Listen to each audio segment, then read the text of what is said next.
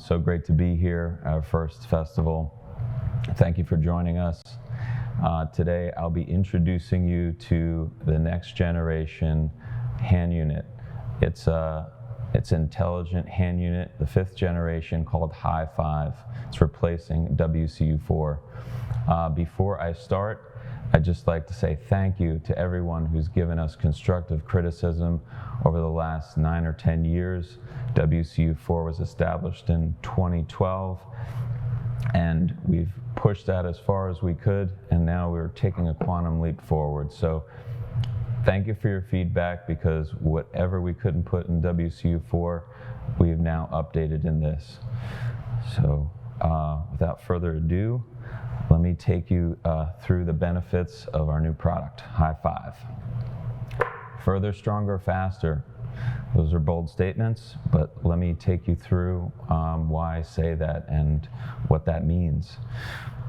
It's a more sophisticated hand unit. It provides more reliable wireless camera connection. There are 3 interchangeable radios. It is more weatherproof. It is just more solidly built, with mounting a NATO rail on top, and also more solid friction knob, as well as some other aspects. But let's get into more of the detail. High performance, strong radio signal, longer distances. High versatility, swappable radios for different locations. Fast speed, fast, efficient setup. One example are these smart pre-marked rings. There are 2 pogo pins on the focus knob, and they're EEPROM chips. So you don't have to go into a menu setting and select the appropriate pre-marked ring. When you engage it, the Hi-5 automatically reads the pre-marked ring you're on. So that's the fast and efficient part. Future-proof hardware and architecture, and robust weatherproof and long battery life, 15 hours of running time. So now we'll take you around, take a tour around the Hi-5. You have a function button on the bottom page, which kind of takes you to a little bit of sub-functions from the home page and other things. It does control 3 axes, so you have your slider for iris, force pad for zoom, and obviously focus knob for focus. You can always change this up however you like, whatever the need is on set. NATO rail is natively built on top. It's a strong aluminum piece with 1/4 and 3/8 mounting points. An ambient sensor for the sensitivity of light around you to increase or decrease your screen brightness. The page button in front allows you to get into the menu, either the camera menu if you're using Alexa cameras, or other camera licenses we do have, and then another page to get to the menus. The friction knob I talked about previously. WCU4 had kind of a ratcheting feature. This is just a little twist knob inside. It's more robust, more elegant design. And even just down to the eyelets to connect a shoulder strap, top and bottom. If you can imagine, when you put it around your shoulder, it will sit more upright without any hands touching. Whereas previously it engaged from the bottom, so if you let go of it, it would just be upside down, dangling. So let me take you further along. These are the 3 radios. Talk about efficiency. This is how easily they come out, and you can interchange with the other 2 options. So the first radio, called RF EMIP, it's kind of a strange name, but that's our standard white radio. That's what works with all our Alexa minis and pluses and motor controllers.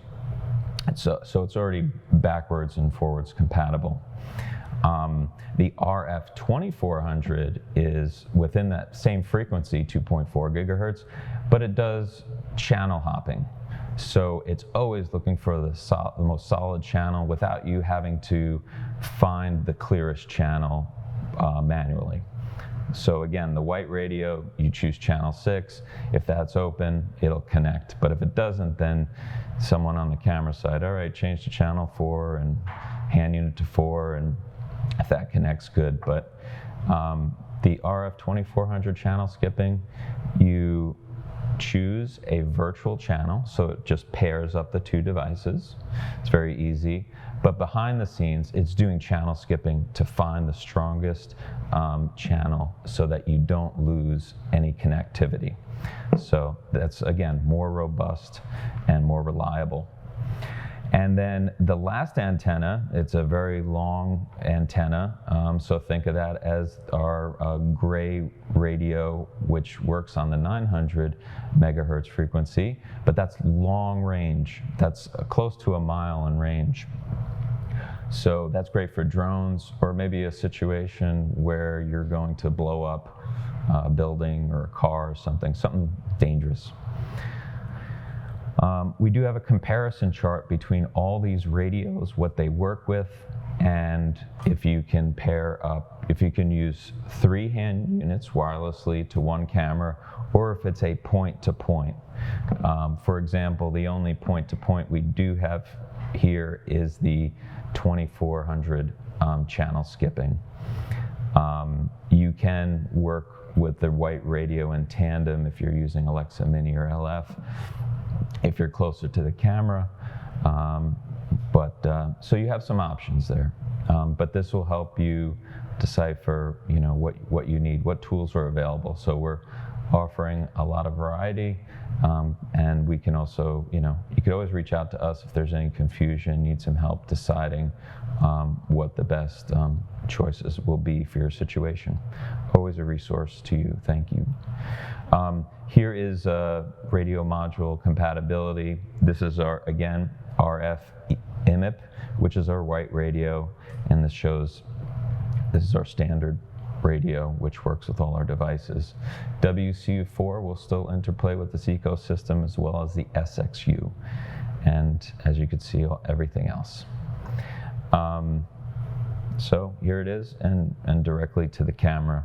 So with the radio built into the camera, it's the most elegant and efficient way of working on set. You don't have to power another box with our cameras, and you have camera control as well.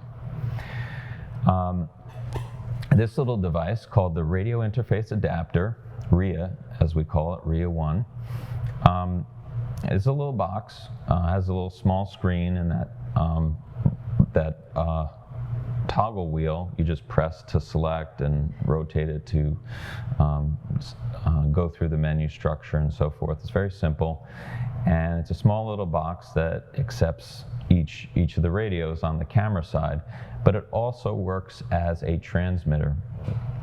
So say you have an OCU1 or Master Grips, which are L-bus compatible. You see the 2 L-bus ports on top. You connect in there and to a power source, and you can wirelessly have a zoom function, a focus function, or control iris for a DIT, for example. On our OCU1, on our Master Grips, there is an override function. There is, you can see lens data as long as you have lens data coming from the camera. And so it's, again, a fast, efficient way of working on set. So this, again, traditionally this is more of a motor controller. So if you're using our Amira, which doesn't have a motor controller, or other cameras like Red, Sony, Panavision,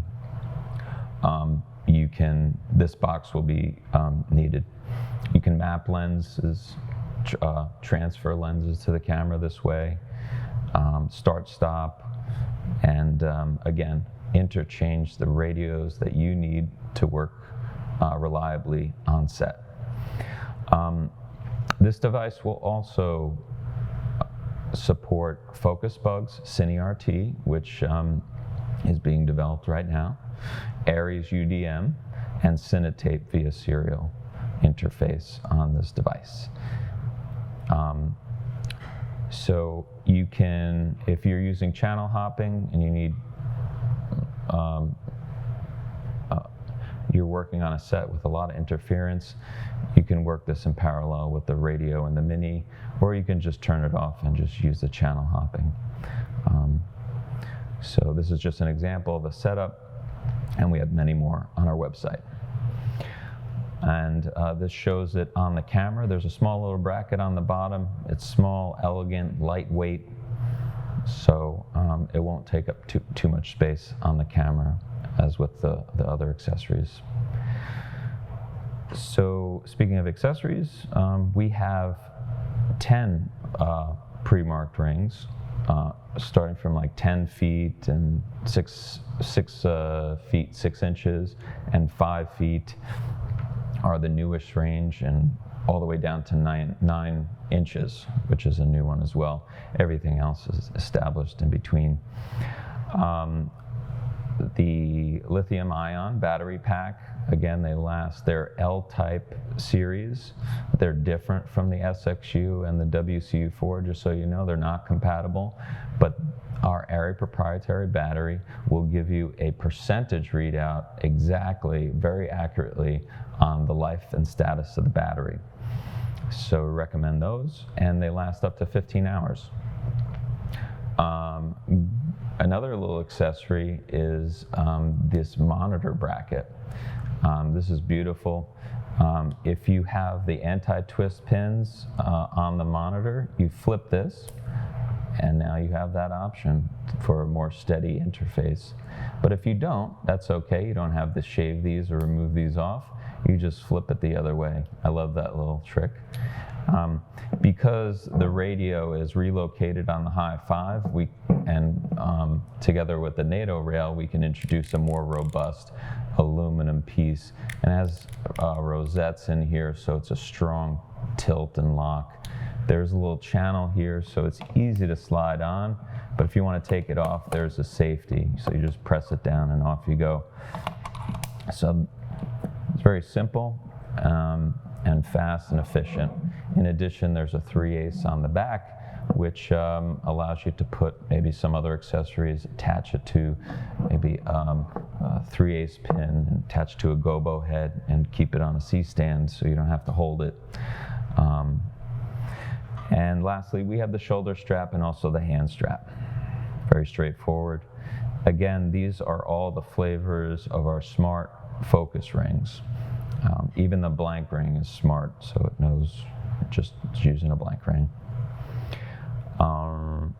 These are the lithium-ion batteries, but speaking of power, on top is a USB-C connection. So more or less these days, everyone's using USB-C with maybe an AC adapter. So you plug that in here, and now the High 5 is running on AC, which is great. It won't charge the battery inside. I verified that. I think we'll have to implement that into the next generation. But nevertheless, even if you have a power bank for your cell phone, you can work more flexibly on set. So for the DIT, AC power would be ideal. Again, I explained the NATO rail on top, but here's maybe a closer view for you.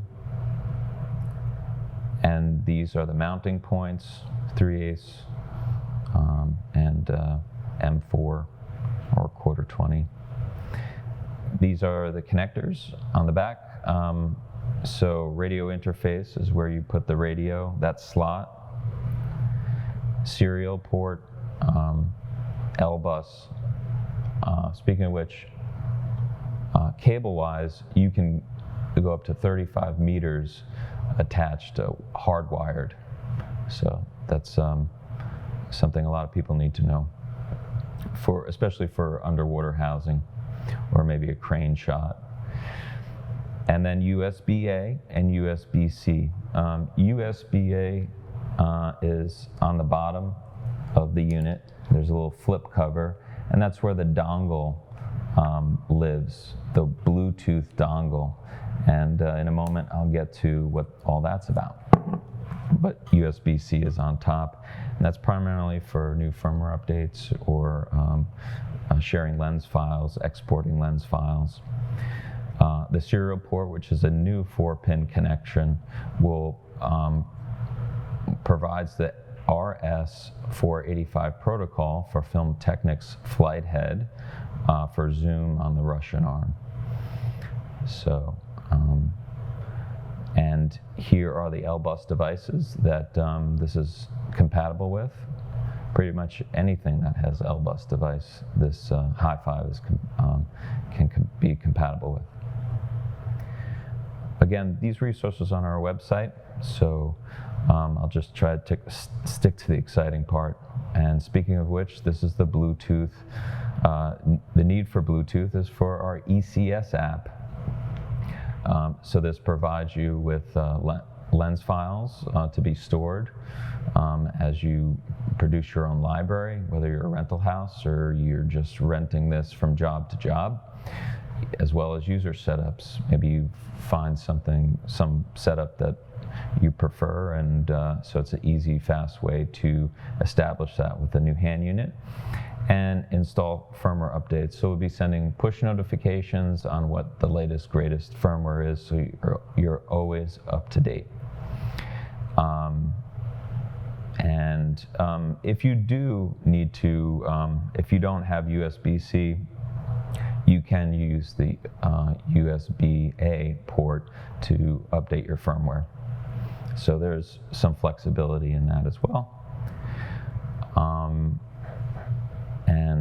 That's repetitive, but that's the slide I have. This is some of the new features this screen has. So BT is Bluetooth, so it tells you if you have the Bluetooth dongle inserted, where the smart rings are detected.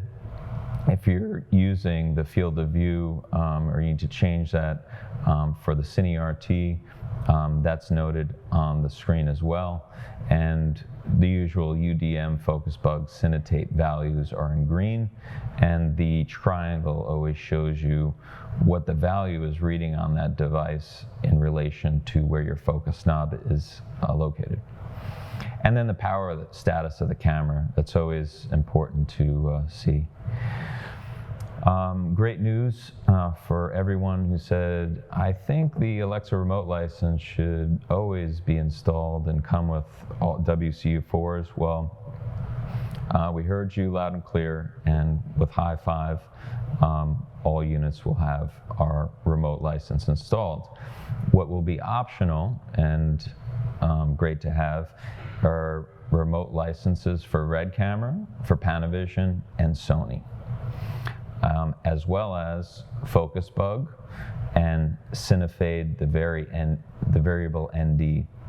So these are all optional and will be available on our website.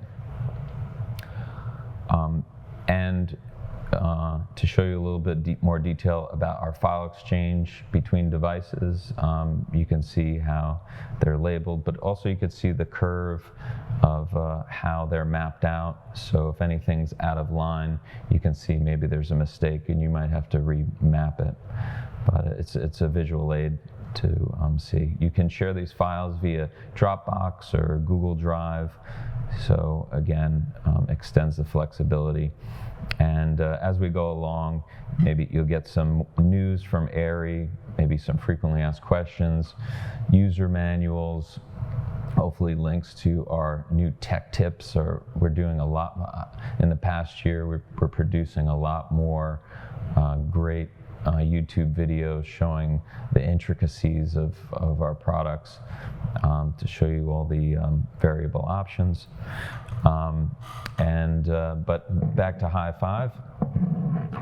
On the back are 3 new user control buttons. They're all customizably programmable.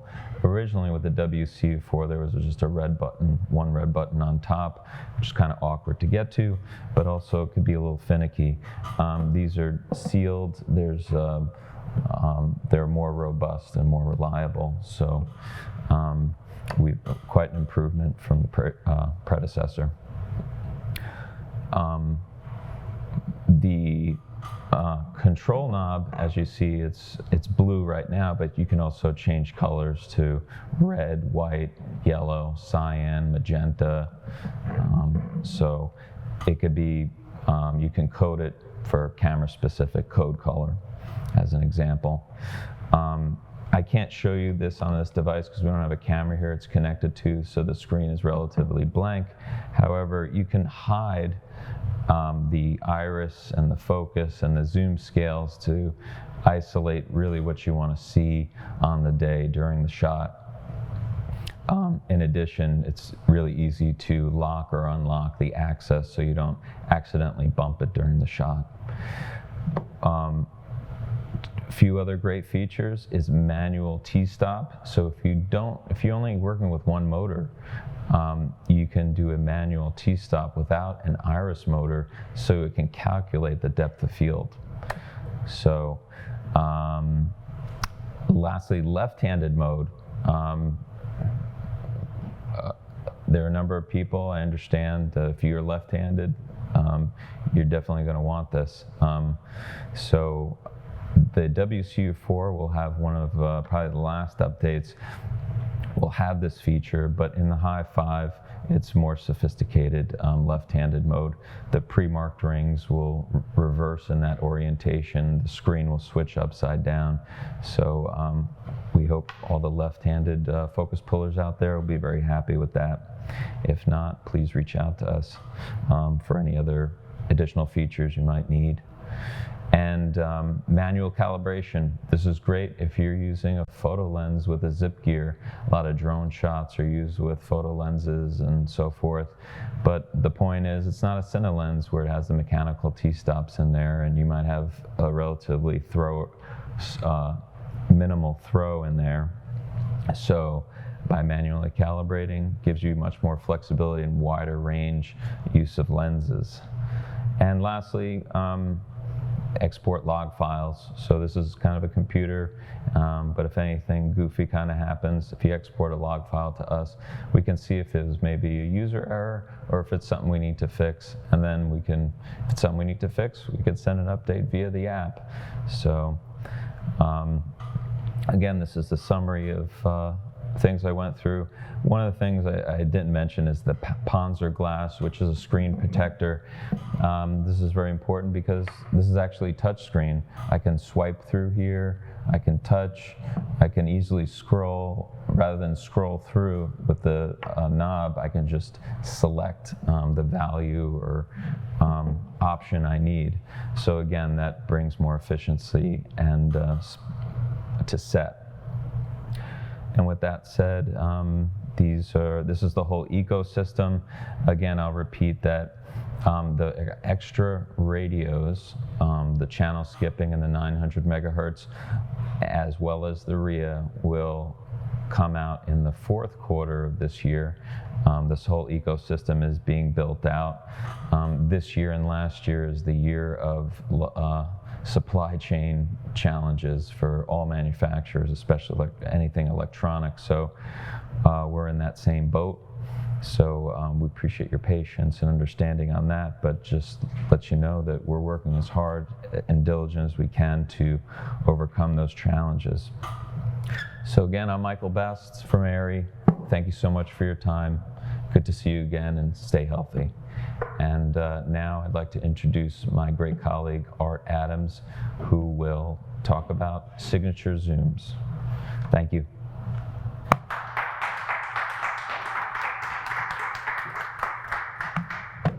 Let me help you out here, Art. Thank you. Okay. It's all yours. Thank you, sir. Hello, everyone. Thanks for stopping in, seeing what we have to show. Let's see, there we go. My name is Art Adams. I'm the Sonoma lens specialist for Arri Inc. And I am going to show you first a couple of videos. Let me see if I can get into full screen. There we go. What I'm going to do is I'm going to show you one of my favorite commercials that I've seen shot on signature primes. It shows just how far you can push the look. We make cameras whose color space allows you to really push the images around. I can probably do this. Let me do that. I'm a little more clear. We make cameras whose images look great out of the box, and that you can also push them around a lot. We give you a lot of latitude to really create the look you want. And the lenses have turned out that way as well. They look great out of the box, but they give you a tremendous amount of information that you can also push around.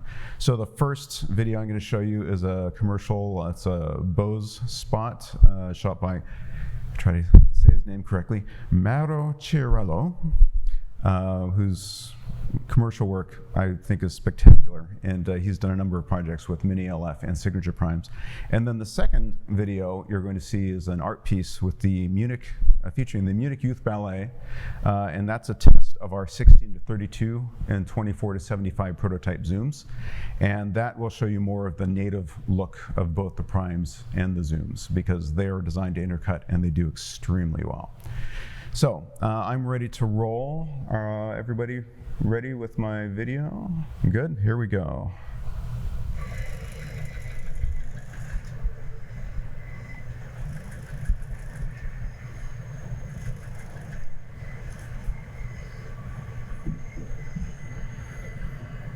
Connected to pose. Continuing. Oops, sorry. Let's reroute the audio because apparently it's not going the right direction.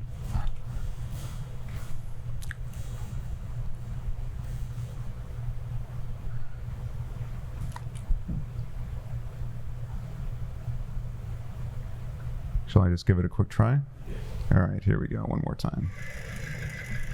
Sounds like it's coming out of my speakers. Did you hear it on your end? Okay. Oh, here we go. All right, let's try this.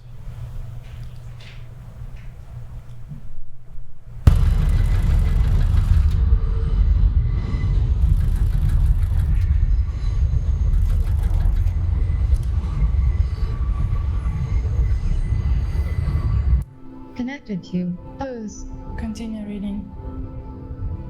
Imagine people live in a cave-like dwelling, unable to lift their heads.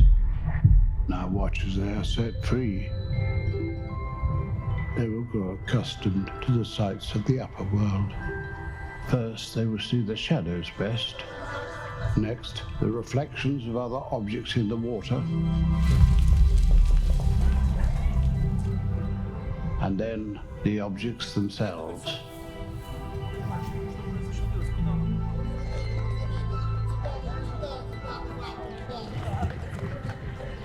The puppets as they are, with strings laid bare.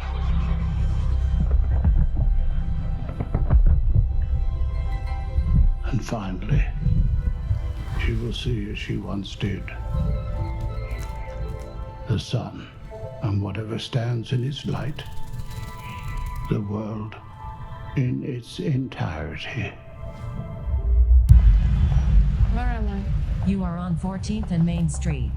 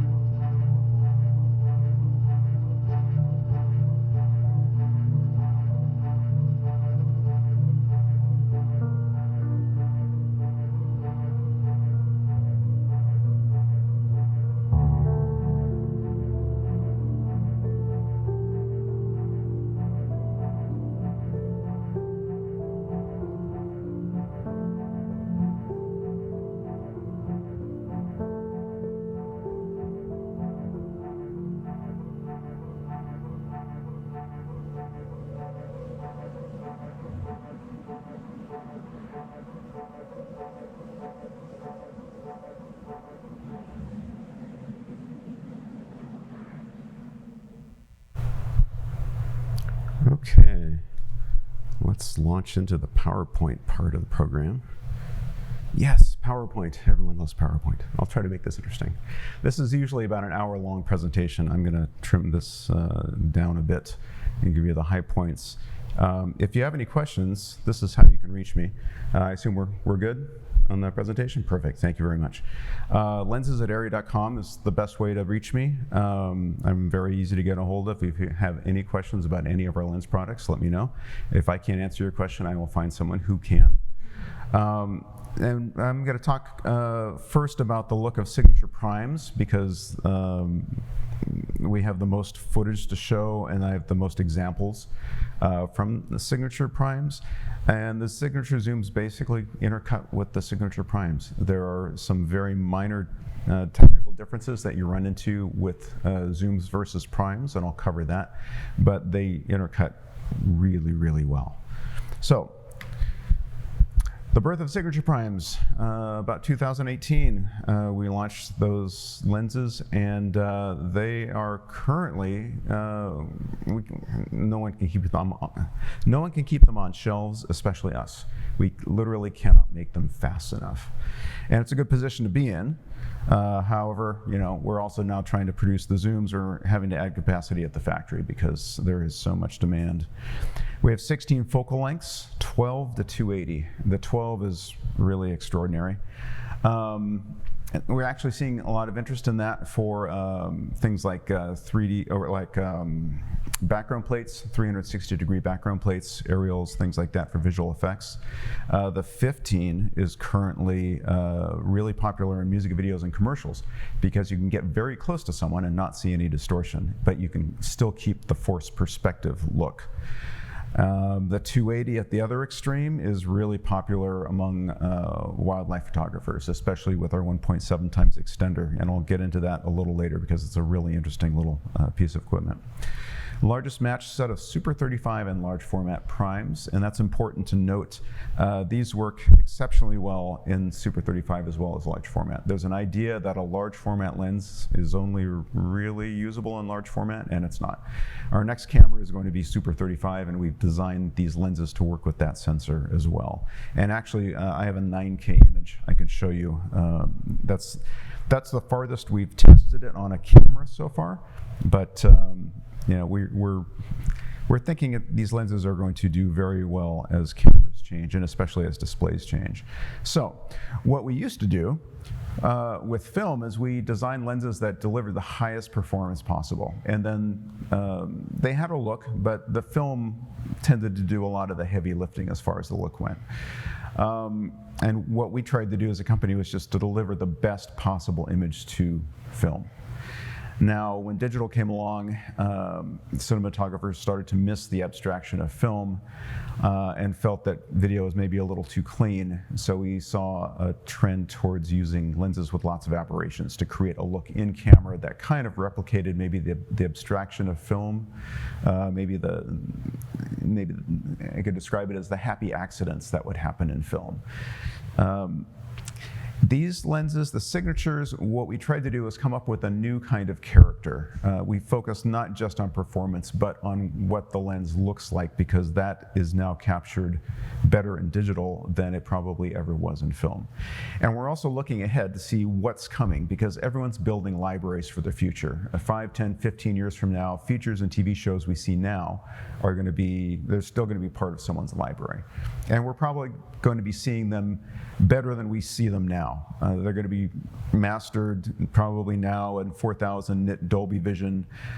Someday we may be seeing that in our homes. Hopefully we'll be seeing that in our theaters. And that tends to enhance the aberrations of lenses.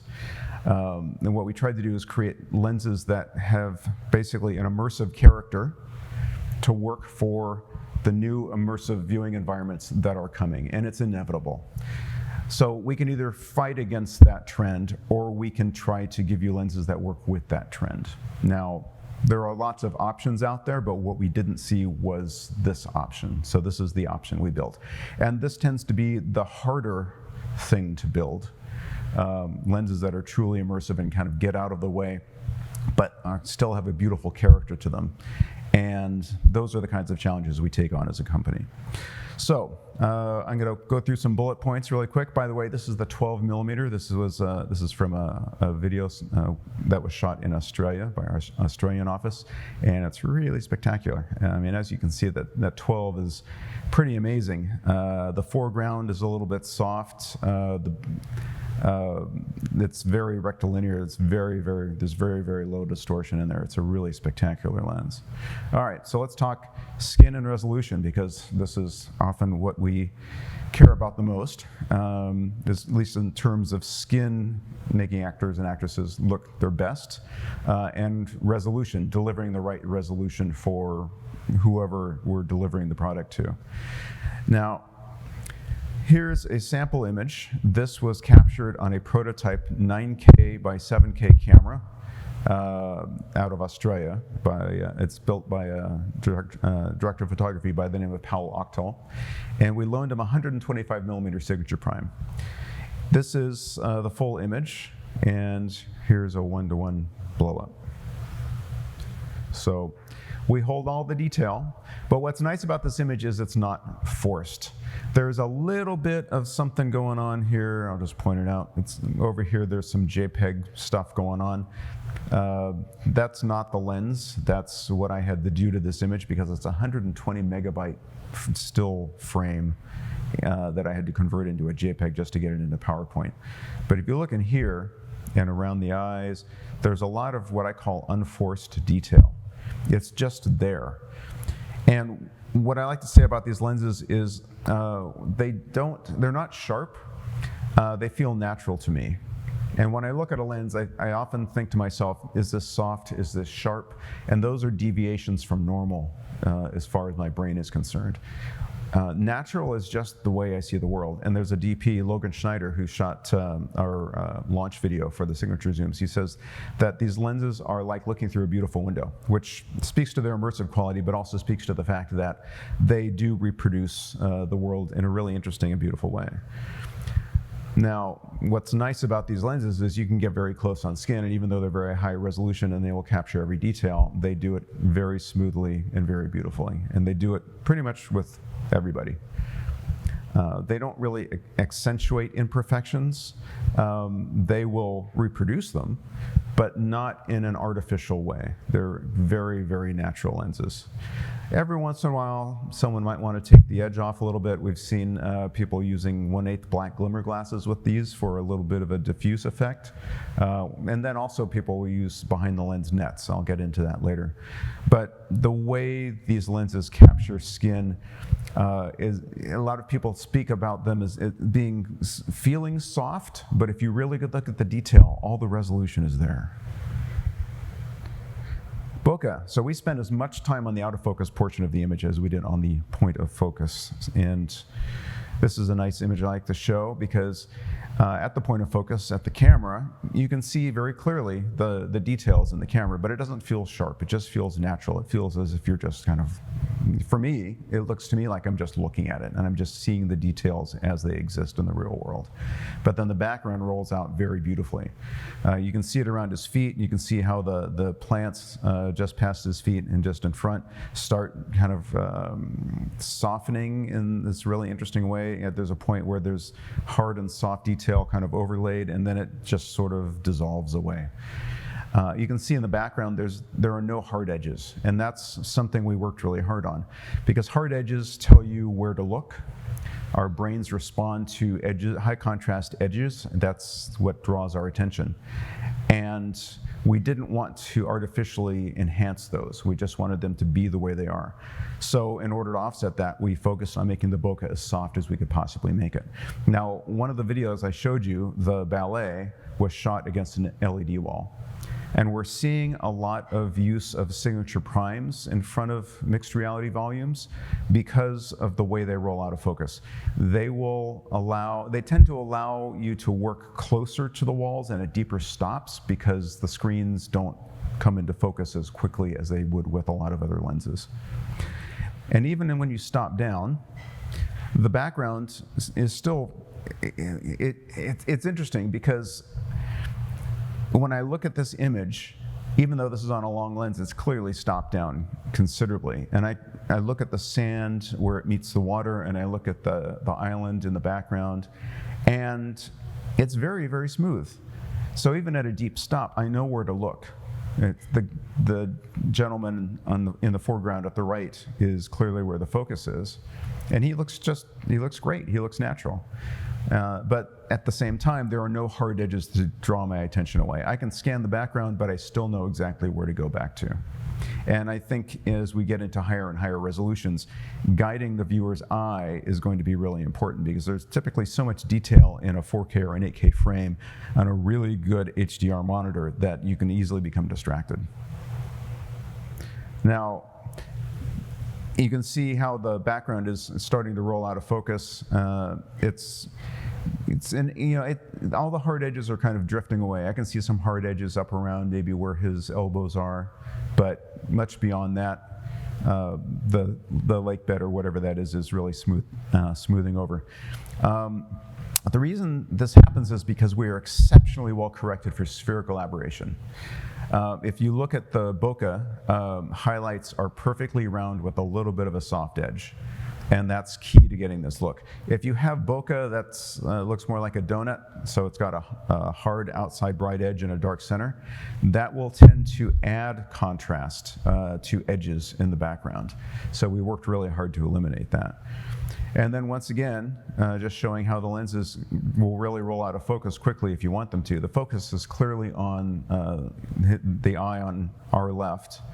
And also I can see a lot of texture and detail in his shoulder, but the rest of the image is very, very soft, very, very, very smooth.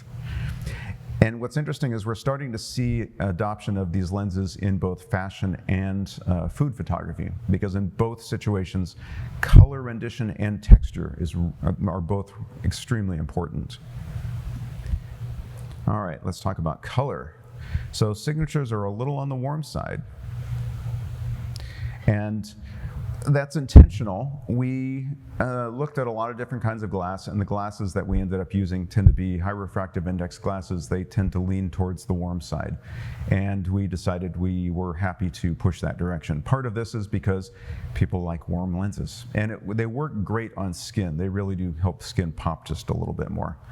But the other reason is that we really wanted to minimize chromatic aberration.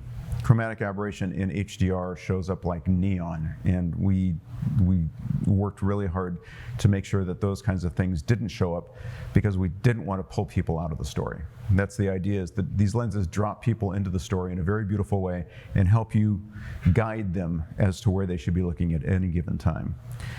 But these lenses also capture really beautiful subtleties of color. Which is important in a color grade. Our cameras capture very subtle hues as well, and our color space allows you to push them around pretty much however you want, with either a lot of drama or a lot of subtlety. But we give you that in the cameras, and we wanted to give that to you in the lenses as well, because the camera can only deal with the information that is provided to it. So we wanted to provide it with as much subtle and detailed information as possible, and then let you take it from there. And here's a look from a Squarespace spot shot by the gentleman who also shot the Bose spot. He does some really interesting things, and what's nice about this spot is he combines signature primes in the mini LF and basically reproduced the look of Kodachrome Super 8 film, which I think is just brilliant. It reminds me of my childhood. This is exactly the look of the kind of stuff that I'm going to say the resolution and detail are a little higher than what I saw in Super 8, but the color is just absolutely dead on. And once again, we've seen a lot of adoption in food cinematography, just because the lenses do provide the camera with an incredible amount of color detail. I talk about color in cameras and lenses as color discrimination. How well do they see subtle hues transitioning from one color to another? Some cameras and lenses, combinations do that better than others, and I think we've got the best combination that I've seen. It really is spectacular what you can do with this combination as far as manipulating color.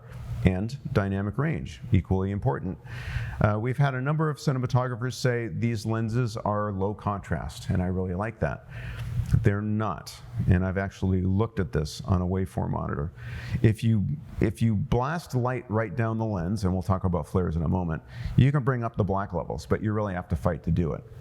What they're actually seeing is more detail in the shadows. This is different from a traditional low contrast lens, because in a traditional lens, you'll see veiling glare. The ambient light or hot spots in the frame will cause the black levels to lift up. And if you see that on a waveform, they'll come up to 5 or 10%, and you can see that black is really just dark gray.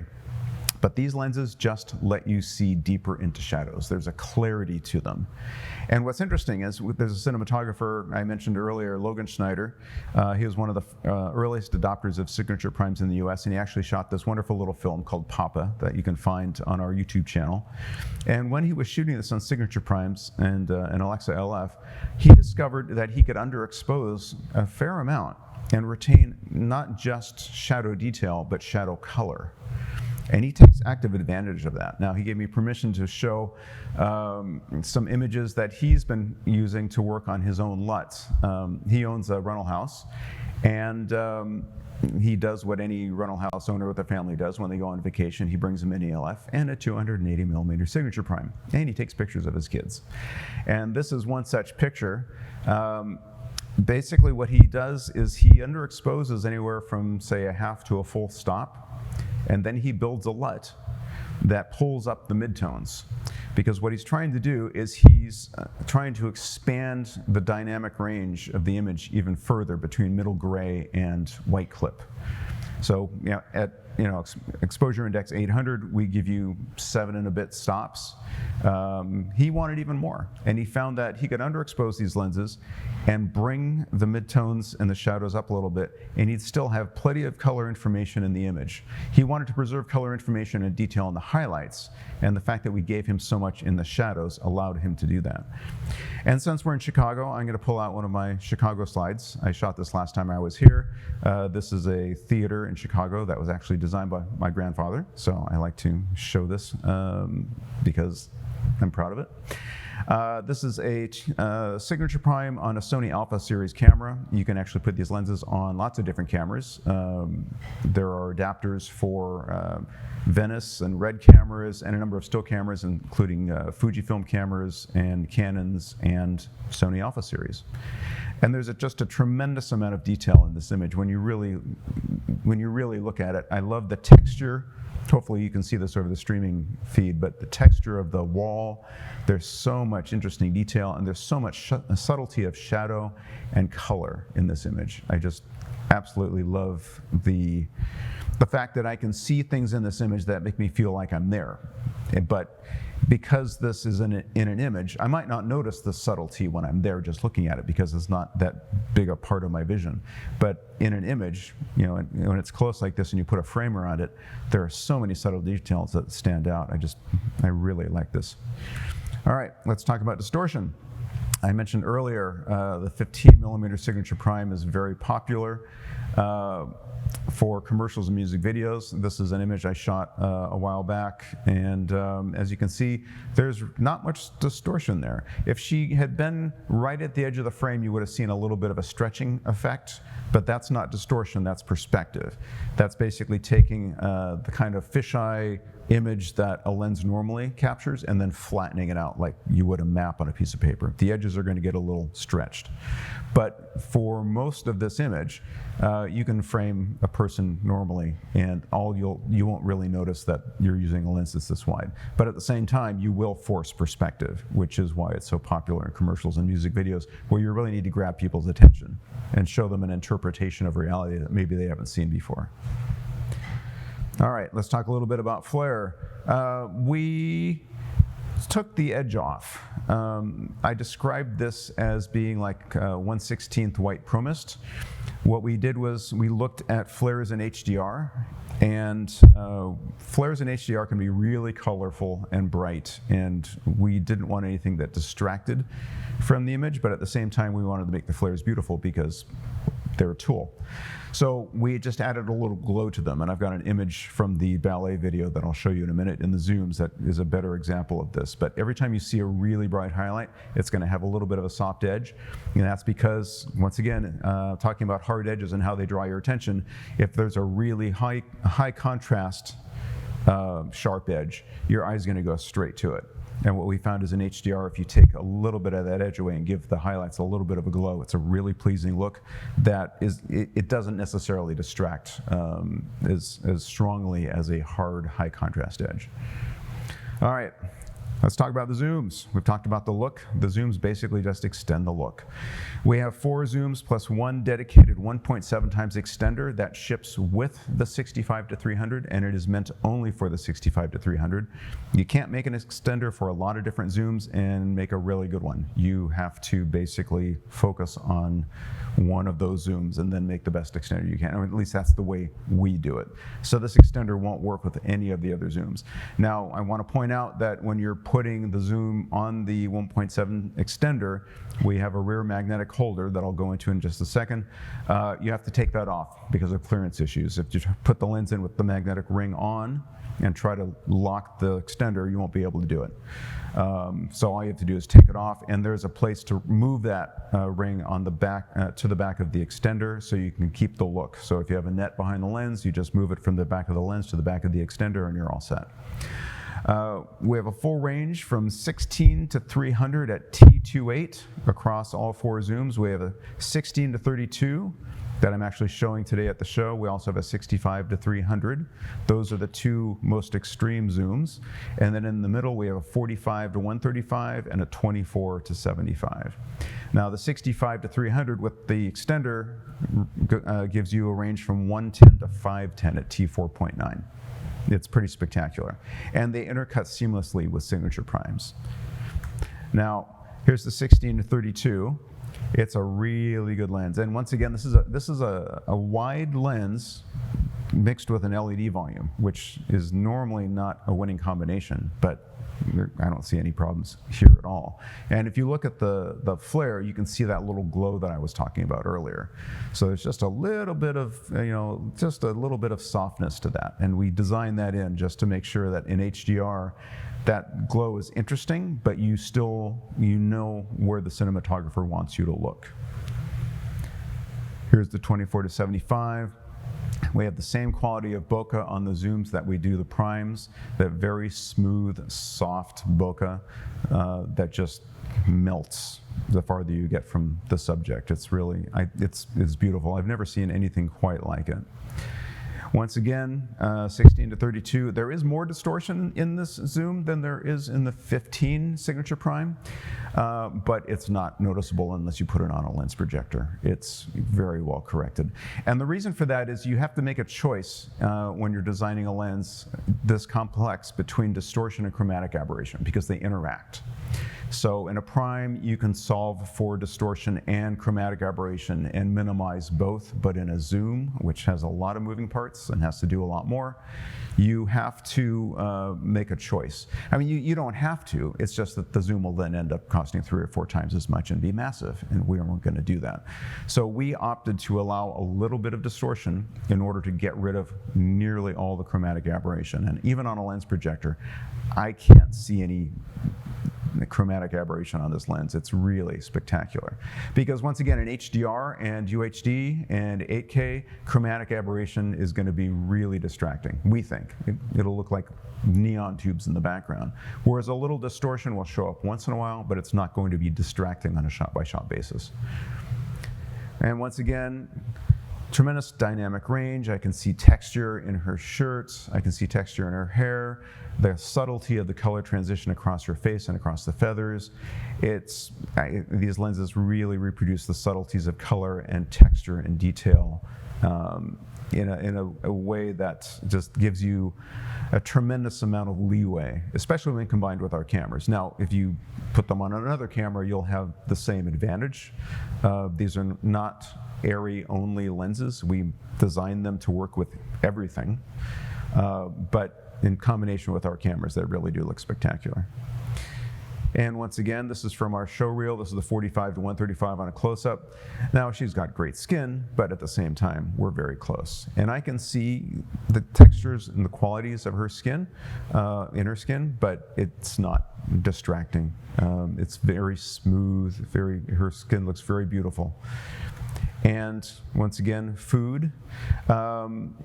I'll show you a trick with the 45 to 135, but we anticipate that lens and the 24 to 75 are going to be very popular. I actually got a call a few months ago from a rental house saying, we have a food DP here who wants a 24 to 75 zoom for a project he has coming up next week. If you have one in stock, we'll buy it right now.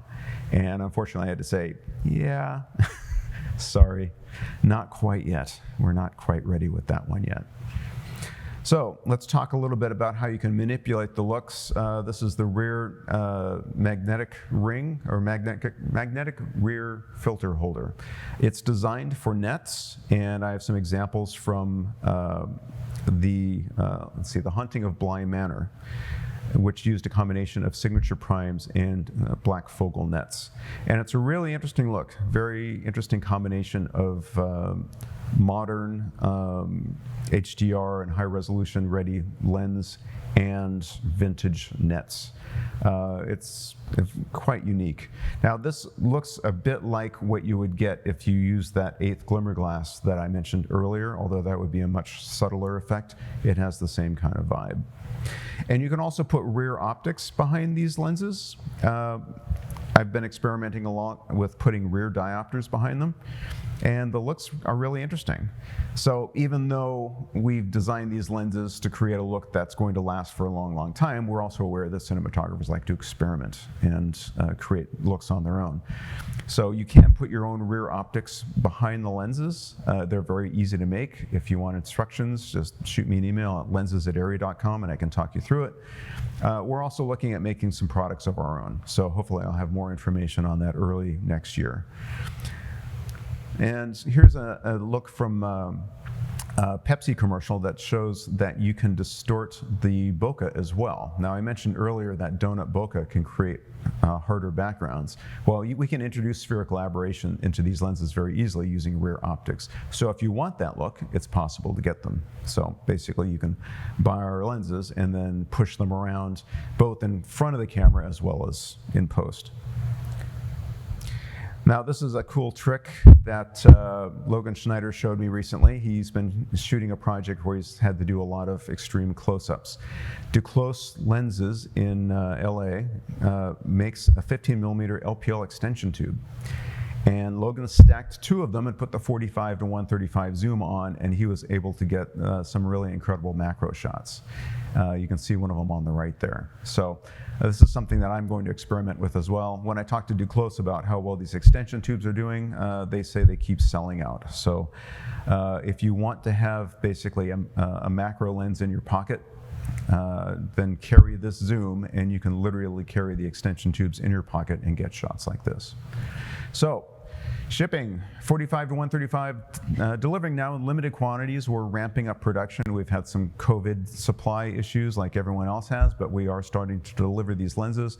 The 65 to 300 is going to be delivering very soon as well. Once again, that comes with the 1.7 times extender. Looking at first customer shipment probably in a few weeks from now. And also we sell the extenders a la carte. They will work with the 280mm signature prime as well. That's the only other lens they will work with. They turn that lens into a spectacular 476mm prime, and we're seeing a lot of adoption in the area of wildlife photography for that combination of lens plus extender. 16 to 32, we're looking at January 2022. 24 to 75, we're looking at February 2022. We hope it'll be a little sooner than that. They were originally supposed to come out in October and November, but once again, combination of supply chain issues and the fact that we have such tremendous demand for signature primes and the other zooms that are shipping now and in the near future, we've had to push those out a little bit.